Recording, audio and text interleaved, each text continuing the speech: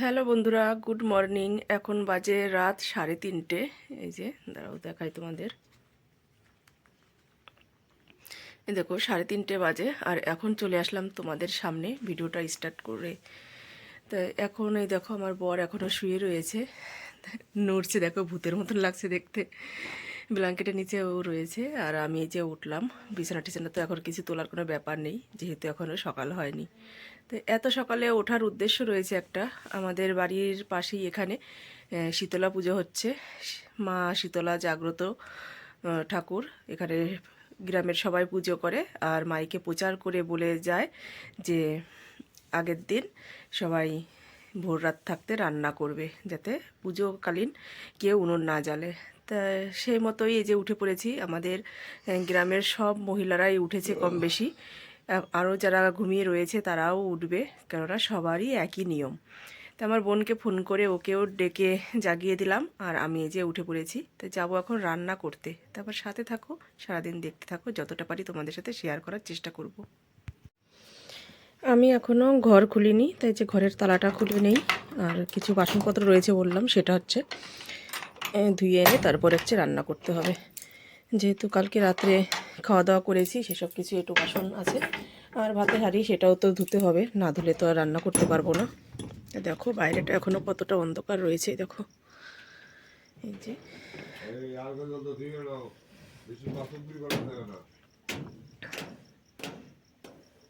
চলো, আর এই যে বাসন রয়েছে।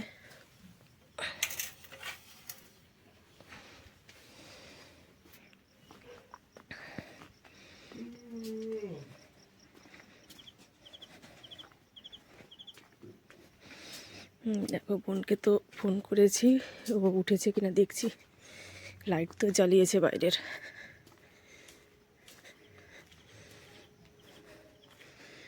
এই যে ওদের কলপারে চলে এসেছি। তুলসী,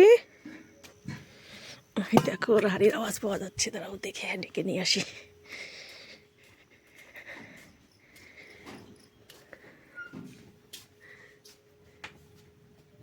দেখো ভাতের হাড়ি নিয়ে বেরিয়েছে। সকাল সকাল সবার এক কাজ, এখনো অন্ধকার চারিদিকে। চলো হাড়িটা ধুয়ে নিয়ে। আমি না কার যেন বাসনপত্রের আওয়াজ পেলাম,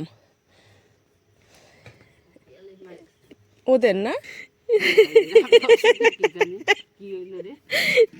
বোনকে বলছি আমার হাঁড়িটা মেজেতে, আমি ভাত বসিয়ে দিয়ে তারপরে বাসনগুলো মাজবো।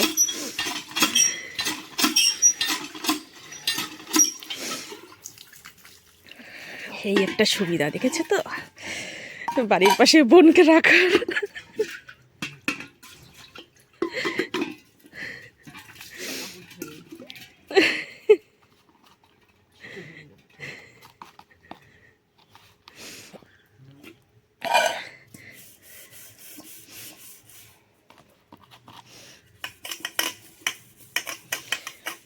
সবাই সাক্ষী থাকলো, রাত 3টের সময় উঠে তুই আমার হাঁড়ি মেজে দিচ্ছিস। আর এইদিকে ওই বাড়ির দিদিও রান্না করবে, কিন্তু আওয়াজ পাওয়া যাচ্ছে। আর এখানে আর একটা কথা বলি, আমাদের এই পাড়াতেই, আমাদের পাড়াটা অনেকটাই বড়, এইদিকে একটা আশ্রম রয়েছে, শিবের আশ্রম, মানে ভোলানাথের।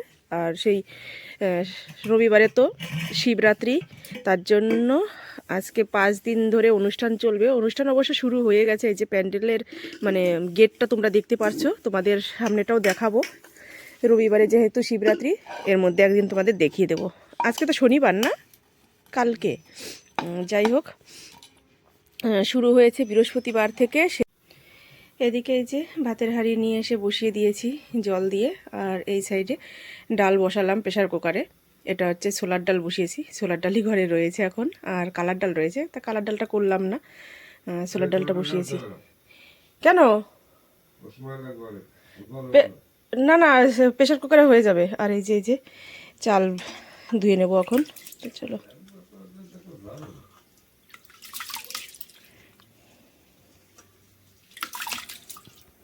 অনেক রাত্রে উঠেছি যেহেতু, তা কোনো কাজ নেই, ভাবলাম রান্না করতে বসিয়ে দিয়েছি গ্যাসে, আর ওখানে দাঁড়িয়ে থেকেই বা কী করব, ঘরের যেটুকু কাজ করার সেটুকু টুকটুক করে সেরে নিই। কেননা শুয়ে তো পড়তে পারছি না, এখনই জেগে থাকতে হবে। তাই আমি ঘরের ভেতরটায় যে ঝাড় দিয়ে নিচ্ছি, কেন ঘর তো আমার ঝাড় দিতেই হবে সকাল হলে, সেই ঝাড় এখন আমি রাত 3টের সময় দিচ্ছি। বুঝতে পেরেছো? মানে ভূতে না ধরলে এরকম কাজ কে করে। যাই হোক, একটা পুজোর উপলক্ষে এটা করা হচ্ছে, এমনি নয়। ঘর ঝাড় দেওয়া হয়ে গেলে তারপরে আমি আবার যাব অন্যান্য কাজগুলো করব। তা আমি একটু বাইরে গিয়েছিলাম, প্রেশার কুকারে সিটি পড়েছে সেটাই দেখতে গিয়েছি। এই দেখো ভাতেও ফেনা এসে গেছে।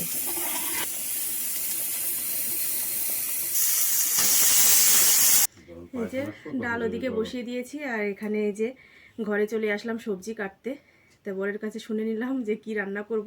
ঘরে সেরকম কোনো সবজি নেই, কালকে রাত্রে ওকে বাজারে মানে পাঠাইনি, যেতে চেয়েছিল আমিই পাঠাইনি। তো এখন কুড়িয়ে কাড়িয়ে যা পেলাম তাই এখন জোগাড় করে যে নিয়ে এসেছি, এগুলো দিয়ে এখন রান্না করব। মানে কুড়িয়ে বলতে আমার ঘরেই ছিল, ঘরের সবজি। আলু নিয়েছি, সিম নিয়েছি এই যে, আর বর বললো সাথে কাঁচা টমেটো দিয়ে ভাজা করো। কাঁচা টমেটো নিয়েছি, আর নিয়েছি মটরশুঁটি। এই দেখো এগুলো এখন কাটবো, কেটে ভাজা করবো। মটরশুঁটি দিও না বলতে দেওয়া যাবে না? না, মটরশুঁটিটা দিতে না করছে, ঠিক আছে তাহলে দেবো না। তোর কি ডালে দিয়ে দেবো মটরশুঁটি? না তাও দিতে হবে না। ক্যান্সেল, মটরশুঁটি দেওয়া যাবে না। আর দেখা যাক, এই দুটো রান্না কমপ্লিট যদি ভোরের আগে আগে হয়ে যায় তাহলে কয়েকটা রুটি বানিয়ে রাখবো। তো চলো পরে আসছি আবার। রান্নাবাড়ি কমপ্লিট করেছি ভোর 5টার সময়, তারপরে আবার শুয়ে পড়েছিলাম। বর তো সেই বিরক্ত করা শুরু করেছে যে রান্না শেষ হয়নি, রান্না শেষ হয়নি। বলছে হ্যাঁ শেষ হয়েছে। তারপরে ও তো ওঠেনি ঘুম থেকে, অনেকটা লেট করে উঠেছে। তার সাথে সাথে আমিও ওর পাশে শুয়ে পড়েছিলাম। 2 ঘন্টা ঘুমিয়ে তারপরে 7টার সময় আবার উঠেছি। তা উঠে ঘরের সকালের কাজকর্মগুলো সব সেরে নিলাম। এই যে বিছানা পাতা সব তুলে নিয়েছি, বাসনপত্র ধুয়েছি, আর এই ড্রেস টেস সব চেঞ্জ করলাম। করে তারপরে কিছু জামা কাপড় ভেজাবো, সেগুলো ধামার মধ্যে রেখেছি। আর আমার নাকের এখানে ব্যথা করছে, মানে গোটা উঠবে। আর কি রান্না করেছি সেটা তো দেখানো হয়নি, চলো সেটা তোমাদের দেখিয়ে দিয়ে তারপরে খাওয়া দাওয়া করব।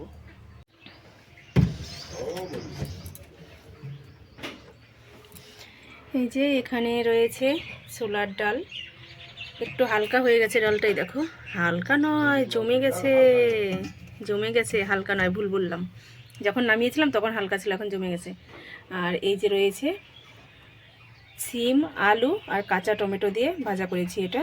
আর এর মধ্যে রয়েছে রুটি, দাঁড়াও দেখাই। এই যে রুটি বানিয়েছি, আর নিচে রয়েছে গরম ভাত। তো চলো আমরা এখন রুটি আর ছোলার ডাল দিয়ে খাওয়া দাওয়া করব, আর দুপুরবেলা ভাত খাবো।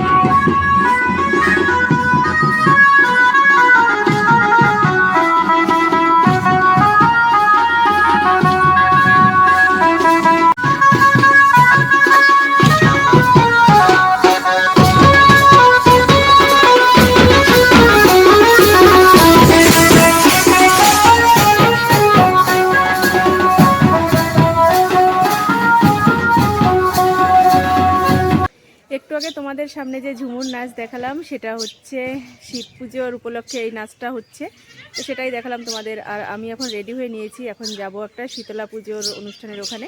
পুজো হয়ে গেছে, যাব আমরা প্রসাদ খেতে। তাই সবাই রেডি হচ্ছে আমাদের, মানে একসাথে আমরা যারা যারা যাবো সবাই মিলে। তো চলো ওখানে যাই, গিয়ে আবার তোমাদের সাথে কথা হবে। এই যে দেখো একজন সর্ষে নিয়ে যাচ্ছে। তো চলো যাই। গান শুরু হয়ে গেল, সারাদিন চলছে, আজকে 4 দিন ধরে গান হচ্ছে, কালকে দিন পর্যন্ত হবে এই গান। এই যে চলে এসেছি আমরা শীতলা পুজোর এখানে। আর দেখো 2 সাইড দিয়ে কি সুন্দর দোকান বসেছে, দেখো কত খেলনার দোকান বসেছে এখানে।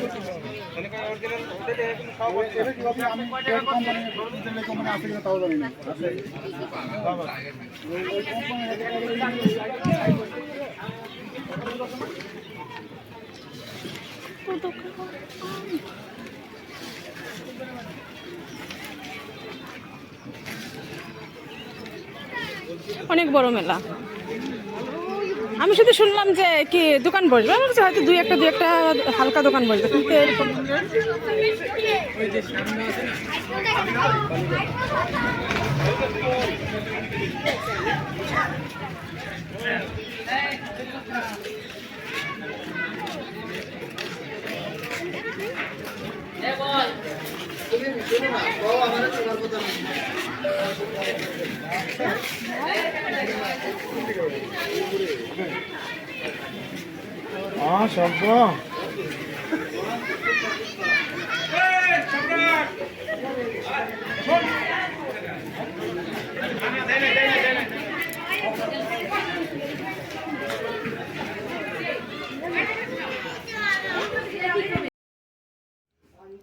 এই যে রয়েছে শীতলা মায়ের মন্দির।